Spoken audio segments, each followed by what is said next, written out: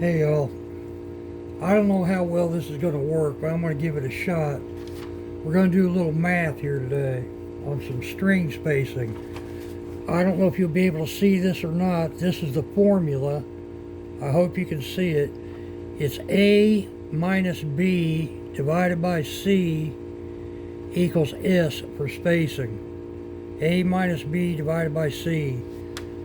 But the deal is, what made me think of this, I misplaced my string spacing rule, but I've since found it. I did not come up with this formula.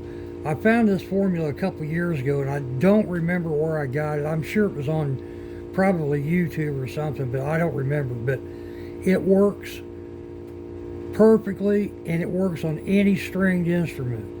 Any stringed instrument with a nut, it will work. But the first thing you want to do, and I'm not going to be cutting this nut today. This is that bass guitar. I can't make the nut yet. I've got some truss rod issues. And although I have a relief gauge, I don't have a notched edge, straight edge for a bass. I've got one coming. But anyway, I can't do the nut today, but I'm going to show you how to do this string spacing. First off, when you put your nut in there, I always leave mine a little long so I can move it around when I first start out. But you want to get your two outside E strings set.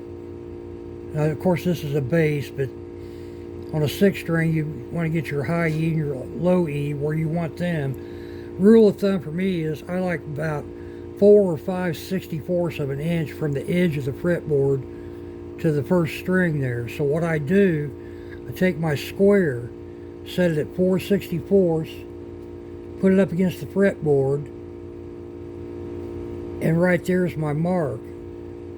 And you could also use this as a fence.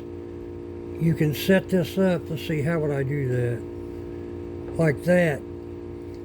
And where's my file? Well, I've lost my dang file. Huh. Well, let me pause this and get another file out. Hang on a minute. Alright, sorry about that. It was laying right here in front of me. But you can use your square as a fence. Like so. Set that in there. And I've taken my file, the handle off these files, and you can then use that to set your first strings, notch them like so, just flip it around to the other side. But after you get your two outside strings set, and I've made some notes here so I don't forget anything, so I'll try to read off of them and explain it to you. That formula was A minus B divided by C, right? So to find A, you're going to measure between your two outside strings. So use your calipers and measure the space between the two outside strings. Once you get that, then you got to find B.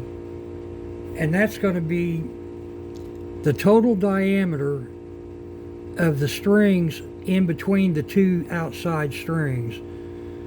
So in this case, I think it was 65 thousandths and 85 thousandths. But whatever that was, I should have wrote that down. I did. Okay, for A, the distance between the two strings, I came up with 1.467, and in millimeters that would be 37.26 millimeters. So then B, the actual diameter of the other two strings, I came up with 0.145 or 3.69 millimeters. So I took that measurement, A, at 1.467, subtracted 1.45, and I don't remember what I got, but whatever that came out to, then I divided by C. Did I tell you how to get C? I don't remember. Oh no, I didn't. For C, you count the number of spaces. Of course, on a bass, there'll be 3. On a 6 string, there'll be 5. So whatever number you come up with, A minus B, then you divide by the number of spaces. In this case, was 3. And I came up with something. Came up with 0.441 or 11.19 millimeters. So I took that measurement, C, and I've got it set at 0.441. Actually, it's 0 in here, but that's our string spacing. So then what you can do, if you set this so that your prong right here is right on your mark, then you can take your file, and I'm having a hard time holding this, but you can also use this as a fence then. Take that and put it right up against the other leg of your caliper and mark it, and so on. So once you get that one, then you just move to the next one, put it right up against the string, use this for a fence, and mark it. And you should come up, after you, off of this string, you should come up to right on your outside E string here, your high E string. I know this is confusing, but if you just write that formula down, you should be able to figure this out pretty easily without having a string spacing rule. And as long as you've got a square in your little gadget here, which I think all you guys got these, you ought to be able to do this. I've got several guitar necks around here that need nuts, 6 strings, so I'm going to do this video again and actually cut the nut and set it up so you can see how it's actually done. Like I said, this bass, I can't really do the nut yet. All I've done with this nut blank is sand it down to the right width to fit in the slot. And like I said, I leave them a little long so I can move them around a little bit while I'm doing this part. But that'd be it for that, man. I hope I didn't confuse you.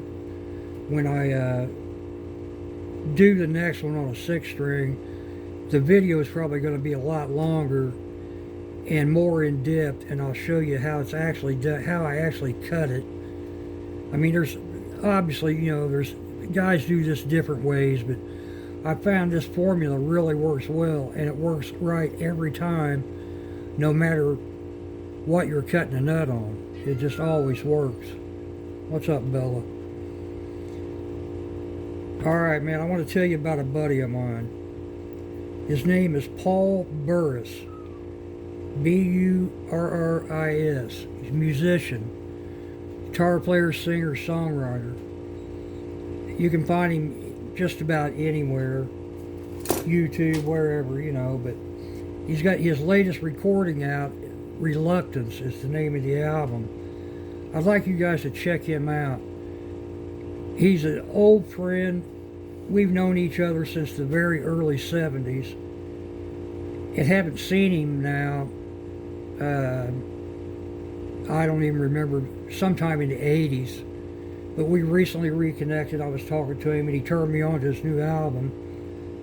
But he's a great guy, man, a great musician. And man, can he write some songs. I know you'll like the guy. Check him out, man. Paul Burris. Name of the album is Reluctance. Just check him out. I'm sure you'll like the guy. Alright, y'all. Take care, man. I'll get back with you when I get something else set up. I'm back in the shop. I've got it up 70 degrees out here. It's about 20 degrees outside, so as long as it doesn't get any colder, I should be good to go out here. Alright, y'all. Take care.